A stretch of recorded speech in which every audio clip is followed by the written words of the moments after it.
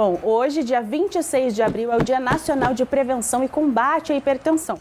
Essa é uma doença crônica muito comum no Brasil. Inclusive, estima-se que o índice alcance 45%, ou seja, mais de 50 milhões de pessoas sofrem com ela, o que vale de alerta.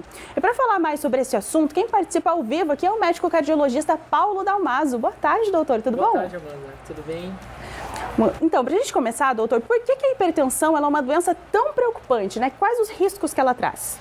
A hipertensão é preocupante porque ela é muito prevalente, ou seja, ela está presente na grande parte das pessoas que estão vivas e também ela tem uma consequência importante. Então, a hipertensão contribui para infarto, AVC, vários tipos de infarto, vários tipos de AVC, doenças da aorta, doenças renais, doença dos olhos, né, da retina.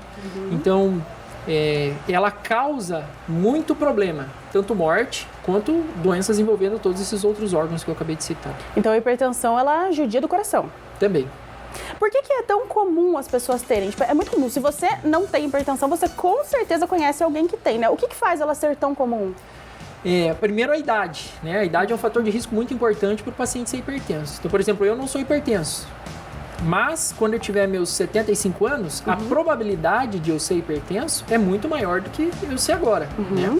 Além dessa probabilidade, tem uma herança genética muito forte.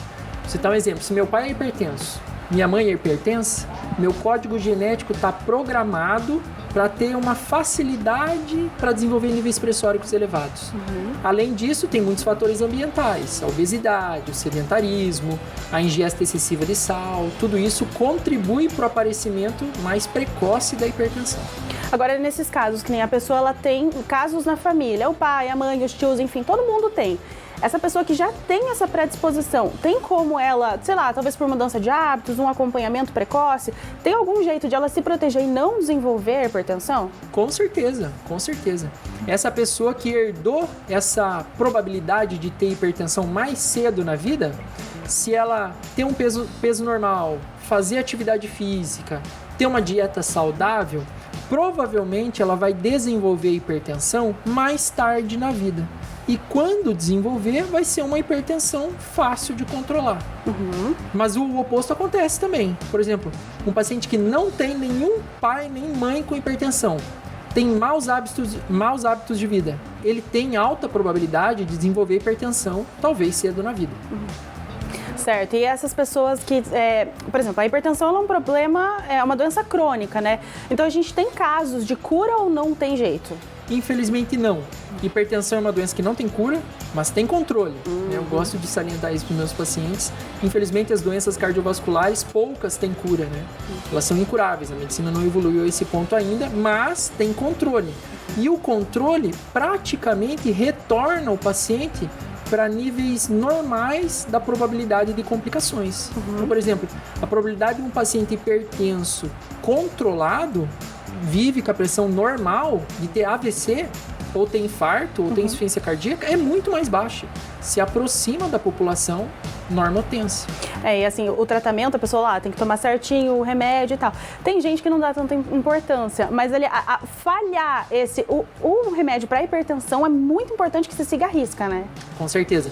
Justamente por conta disso. Tem remédios que, por exemplo, não duram 24 horas no sangue fazendo o efeito antihipertensivo dele. Às vezes um remédio dura 12 horas. Então eu tenho que tomar 2 vezes no dia.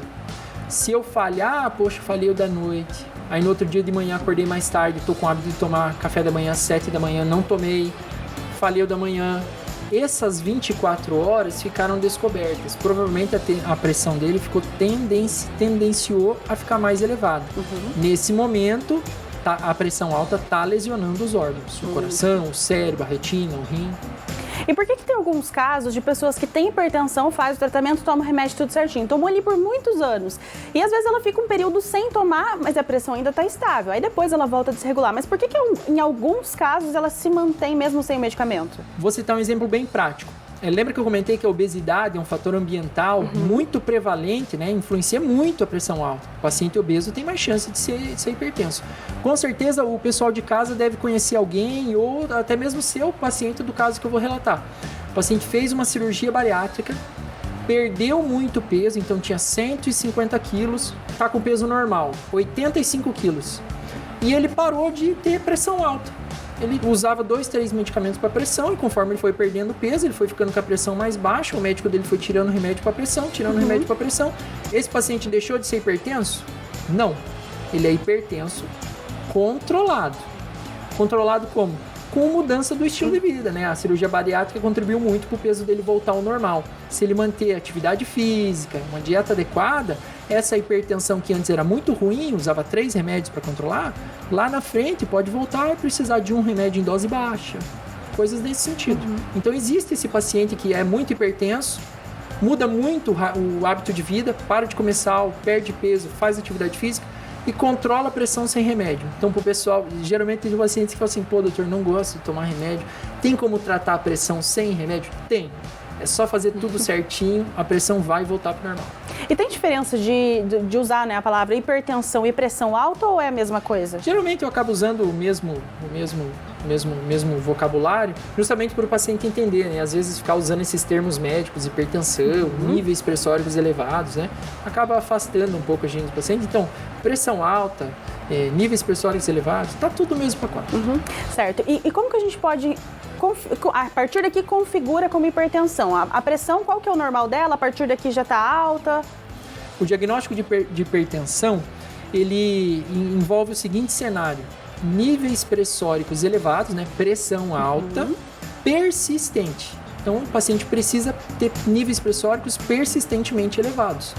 Então, por exemplo, dormi mal, tô com vontade no banheiro, tô com fome, fui medir minha pressão, 15/9. Sou hipertenso? Não. Preciso ter valores persistentemente elevados. A gente tem uma maneira de medir a pressão no consultório e o valor de normalidade no consultório é um pouco diferente do valor fora. No consultório a pressão costuma dar um pouquinho mais alta. Então a gente considera 14/9 o nível de alteração. Né? Se isso persistentemente no consultório está acima de 14/9, o paciente é hipertenso. Fora do consultório, o nível pressórico costuma ser um pouquinho mais baixo nos estudos. Então a gente considera valores um pouquinho mais baixos. O importante, que eu quero passar a mensagem para o pessoal de casa, é que a sua pressão precisa estar persistentemente elevada. Não é uma medida que vai te dar o diagnóstico de pressão alta. Então, e quando aquela pessoa que tem a pressão que oscila muito a pressão, isso é fator de risco também? Porque daí não é hipertensão. Geralmente esse paciente às vezes sofre algum transtorno ansioso. Por exemplo, vou te dar um exemplo de, tive uma crise de pânico. Minha pressão vai subir. É esperado que ela suba e se ela não subir, tá errado. Esse é o normal. A gente passa por um estresse físico, psicológico, nossa pressão tem que subir. Passou o estresse, ela vai devagarzinho voltando ao normal. Se esse paciente vive persistentemente em estados de estresse, a pressão dele vai se tornar persistentemente elevada e ele também tem benefício de tratar a hipertensão. Então, por exemplo, casos como ansiedade e pânico, elas vão interferir sim na pressão da pessoa. Agora o senhor comentou que, por exemplo, eu vou consultar, eu cheguei lá, ele vai medir minha pressão, vai dar um pouquinho alterado, um pouquinho acima, e isso é normal. O que acontece? A dor altera a pressão, a ansiedade, como a gente falou, quais são esses fatores externos que a pessoa pode, medir minha pressão tá alta, mas ok, posso ficar tranquilo? Geralmente a pressão alterada no consultório, essa alteração limítrofe, né, por exemplo, é alterado 14/9, mas deu 135/92. Então, poxa, o 92 está alterado, mas é uma alteração muito limítrofe. Então eu quero saber como é que está a pressão dele fora daqui, porque pode ser que ele ficou esperando porque eu atrasei a consulta, que ele estava com vontade no banheiro, eu chamei ele.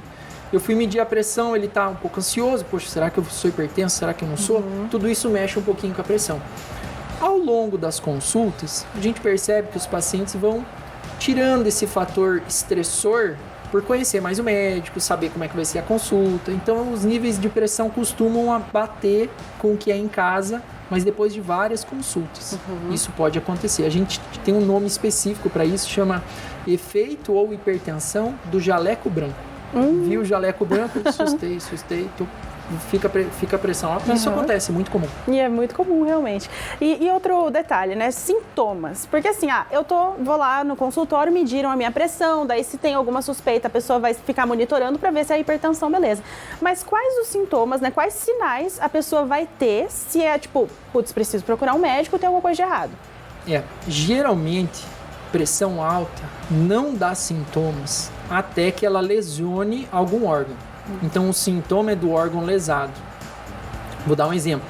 Poxa, minha visão tá meio turva, tô com uma parte da visão eu parei de ver. Pode ser pressão alta? Pode. Esse paciente pode sentir, às vezes, uma dorzinha de cabeça, um mal-estar, alguma coisa. Eu tô sentindo que tá errado, vou medir a pressão. Isso pode acontecer, é comum, mas nem sempre a pressão causa esse mal-estarzinho. Às vezes, o primeiro sintoma da hipertensão é um infarto, é uma arritmia, é um AVC, é uma doença renal. Então, na maioria das vezes, os pacientes hipertensos não sentem nada. Descobrem a hipertensão medindo no posto, medindo na farmácia, numa campanha, no trabalho, por acaso. Aí daí fica o risco. Então, a dica que a gente pode ter para o pessoal de casa é manter bons hábitos, né? Tá frequentemente ali visitando o médico sempre que tiver algum sinalzinho, porque se tiver um problema como hipertensão, por exemplo, não vai dar sinal. Isso aí. Perfeito, doutor. Muito obrigada pela sua participação. Vitrine Revista sempre de portas abertas. Imagina, eu que agradeço a oportunidade. E até uma próxima. Até.